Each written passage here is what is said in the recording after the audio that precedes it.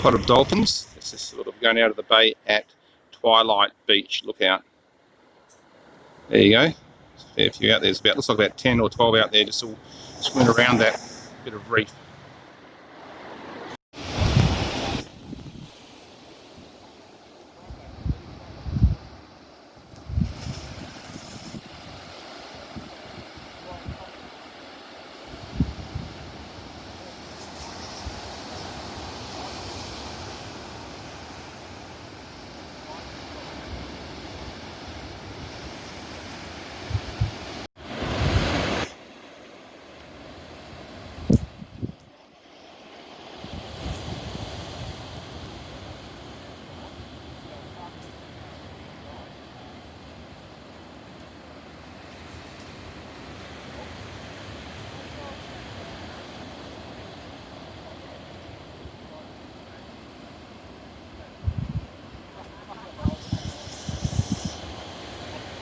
Here we are at Salmon Gums first thing in the morning.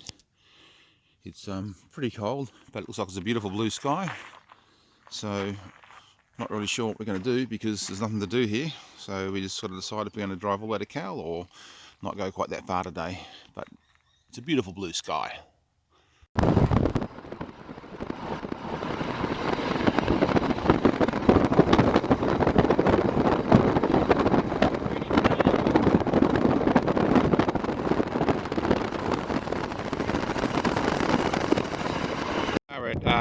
Cave Hill and Dam, which also has like a wave rock type thing.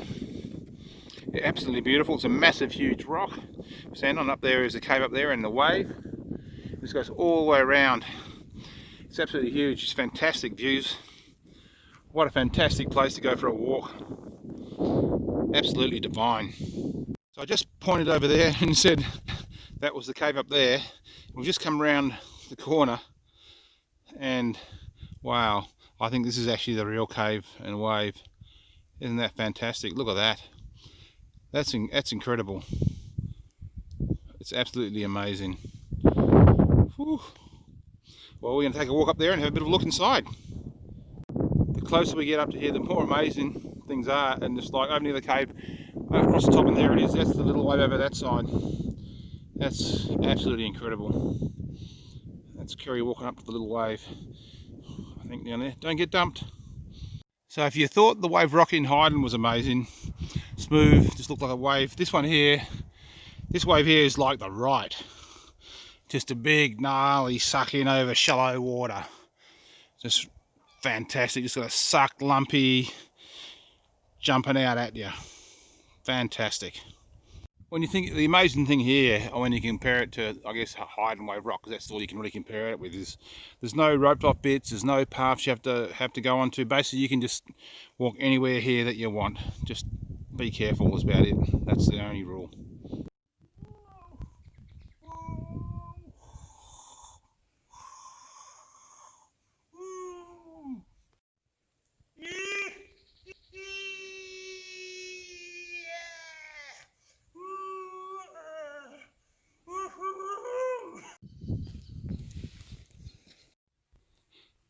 Wow, it's just amazing. So I've had a couple of big rights coming down those faces. Almost felt real. It's fantastic out here.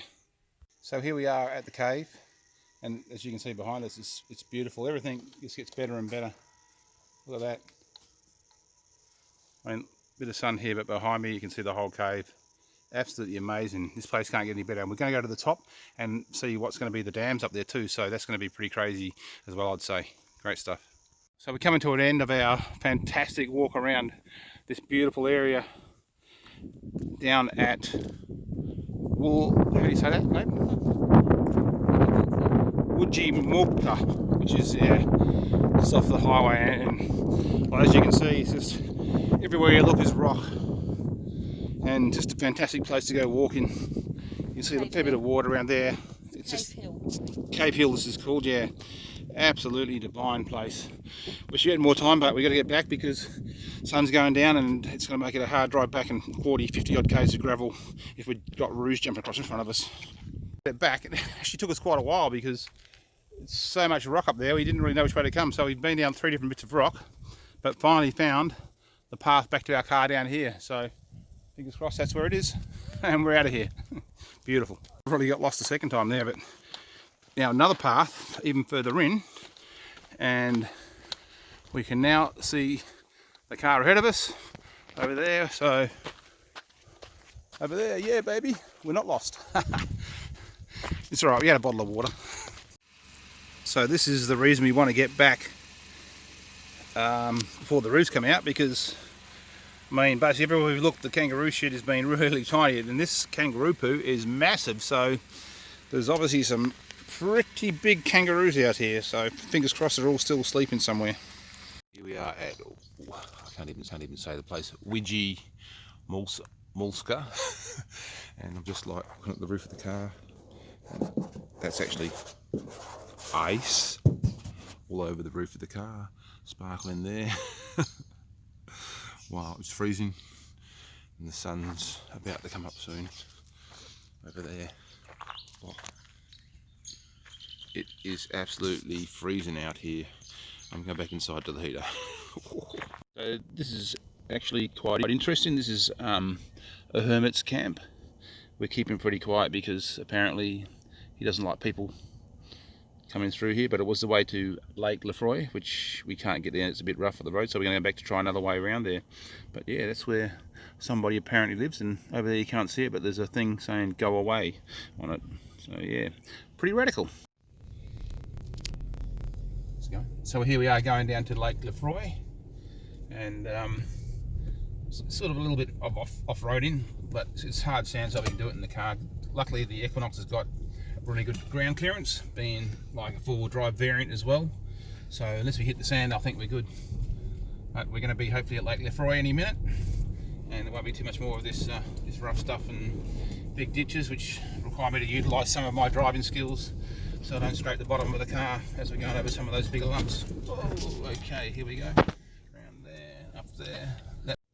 So here we are sort of at Lake Lafaye. We've walked like about a few hundred metres more into the middle of it. It's absolutely massive, but this is only a small part of the lake. The lake just goes for miles and miles and miles. Over in the distance there you can see where some of the water is, but it looks like most of the time this lake is dry. There's a few patches of water here and there, islands of trees in the middle. It goes right around. It's a pretty incredible place to be standing in the middle of, just having a bit of a look around at this this marvellous lake that probably once used to be full of water all the time, but now not so much due to global warming, I would presume. Help! Help! Get me out! Save me! Save me! Save me! Lying flat! Oh, I'm gonna get out of the quicksand! Save me! Bye! Just come across this weird thing out in the middle of the lake, which I'm guessing means that at some point the sand must have been this high, because it's like almost like some sort of drainage pipe that goes down there. So it could have been maybe an old gold mining alluvial type sifter, where you sift the water, put it through the the water into the gold, and it washes it through, and out comes the gold on top. So yeah, it looks like it's pretty old though. Pretty amazing. And there's something interesting. Looks like it was used as little as 1973 was when it was repaired. So obviously by J. Smith and N. Penny and somebody. So yeah, pretty cool. This lake is just a fortitude of things. Like here we just stumble across a grave of some sort. Looks like a grave. So yeah, it's pretty wild. And over there's a fire pit, looks like, over there. It's just a pretty amazing place to walk around.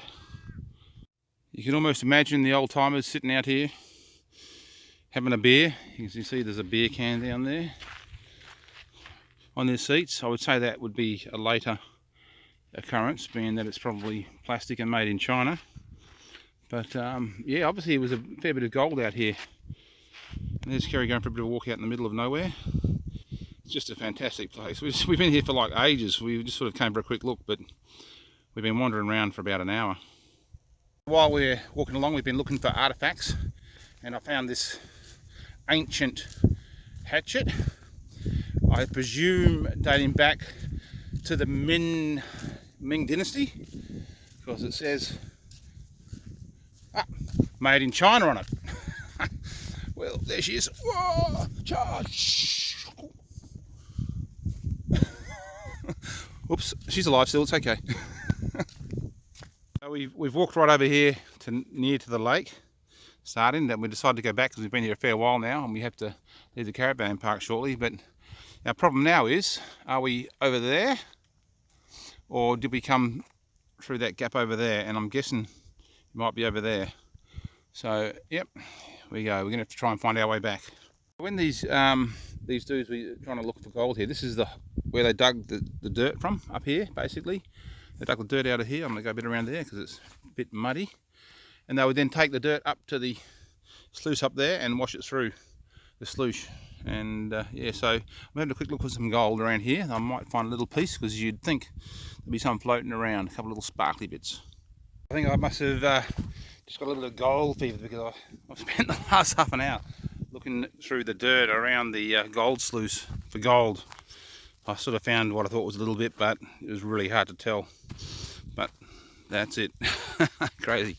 We are about 40 k's from the start where we first saw Lake Lafaye, and it's still going here. We're at Red Hill Lookout, and the lake's still going. It's just a massive lake. This goes all the way around. It goes from red dirt to white. It's got to be the biggest lake in the world, surely.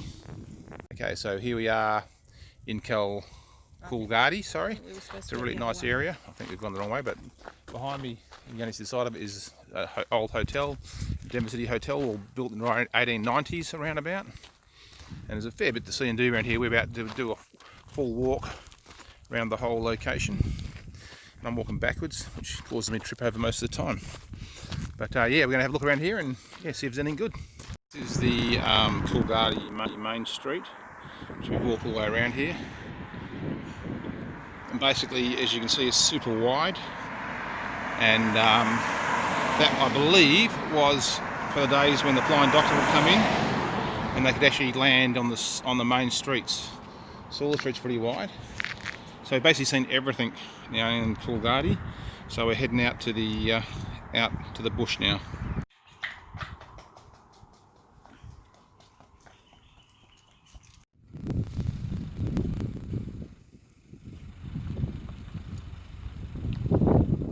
Emus on the side of the road.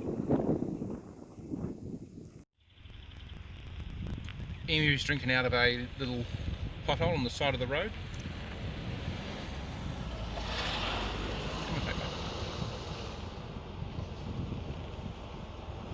You see that? He didn't see it, did he? Mm-mm. You're not videoing, babe. I am videoing.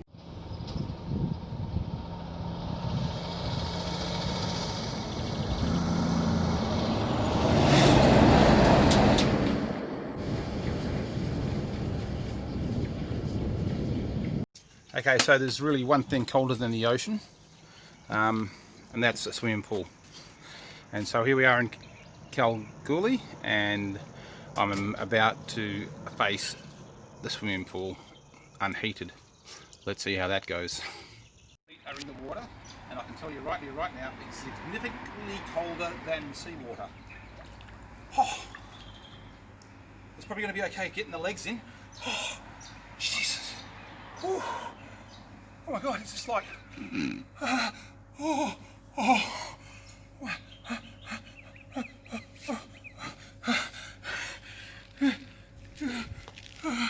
jeez.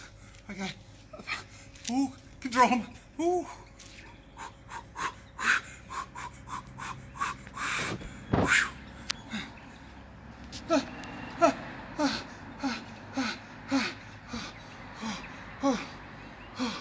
My God.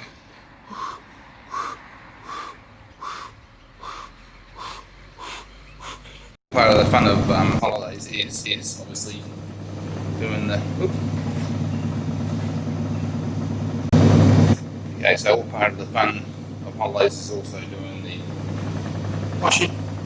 Just in there spinning around. 3 minutes to go, so I've got to hang it out. So it's not all fun. Well, it's literally take 10 minutes. And outside, it's going to be a beautiful day. We're going early. Sunrise has come up over there, and we're heading out. I think about 250k round trip today, all around places around Kalgoorlie. It's going to be fun. We'll backtrack to get to where are we going? Rolls Lagoon, and it's sort of turned into like just bush. So we're cruising through here, and we think we're going to find our way back in about 400 metres back. But as you can see, there's not much of a road here. But yeah, it's good fun.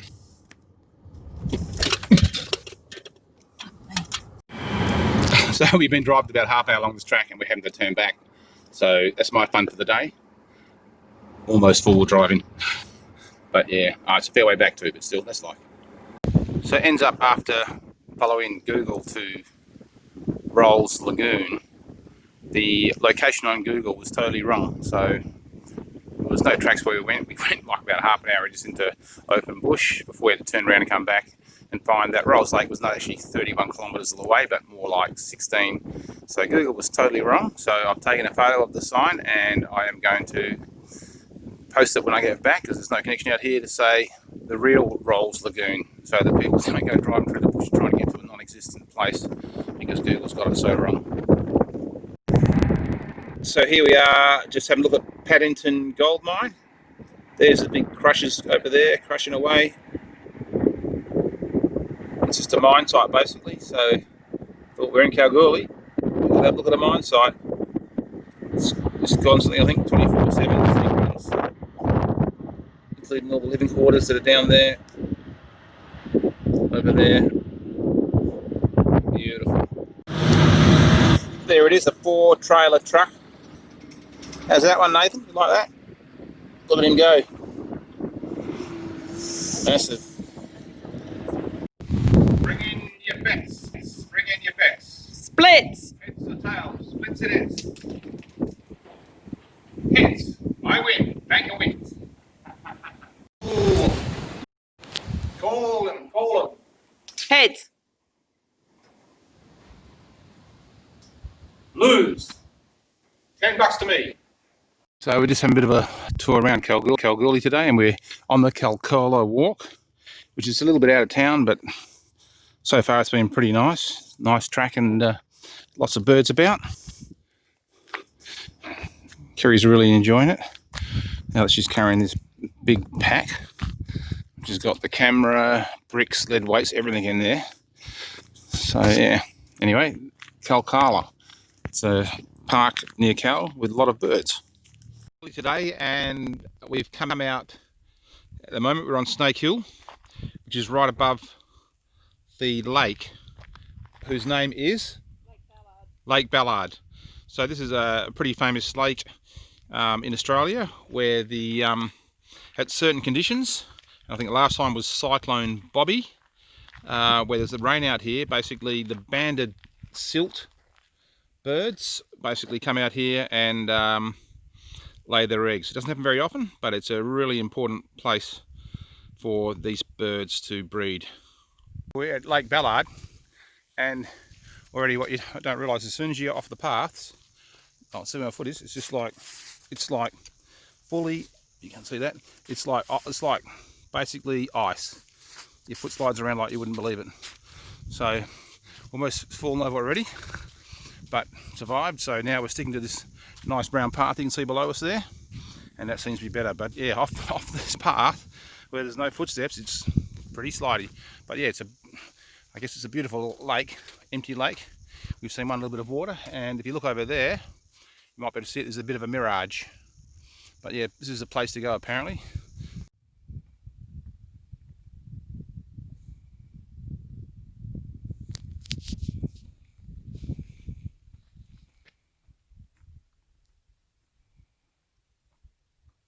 For about 15 minutes so far, and basically Lake Ballard is something that you probably only ever do once, I guess, unless it was a rain season and the silk birds were coming down here. But sort of follow all these little people, go to there, and then over there, sculptures, and more over there.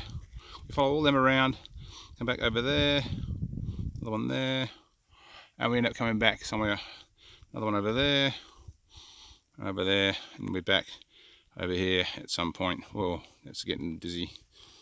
2 here. Okay, so we finished our walk of Lake Ballard. So we've gone a fair way. We've been walking around for about probably, I suppose, an hour and a half maybe. So how many steps have we done, babe?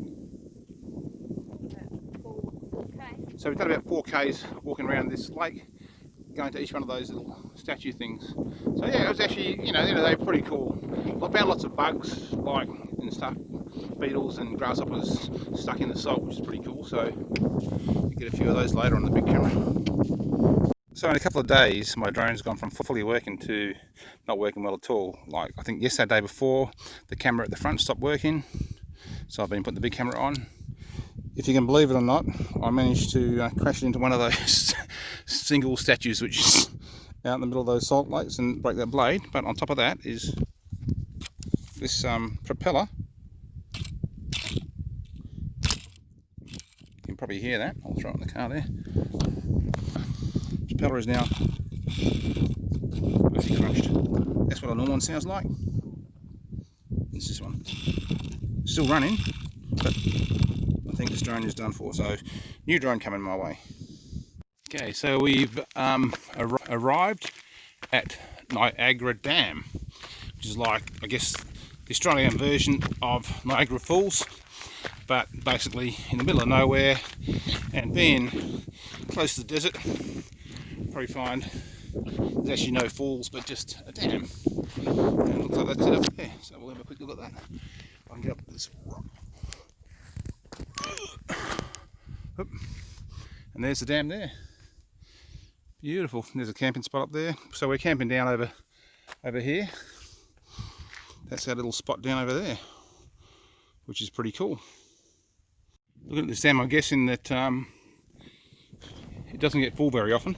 So it's not a big dam, but there's water out here in a place that sometimes doesn't rain at all. And of course, there's no diving or jumping off this dam, which makes a whole lot of sense. Some pretty cool stuff hanging off the side there.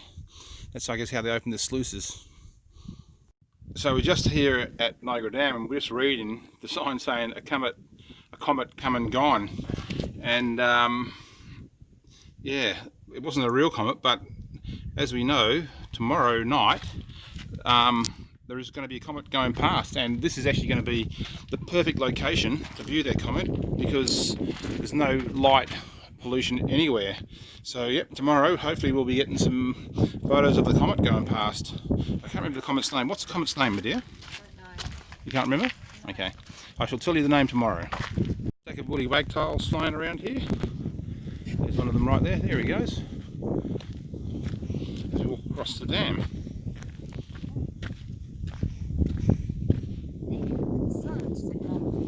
There's the sun. Yeah, that's alright. That's the point. There's the sun setting on the dam. It's going to be a nice sunset tonight.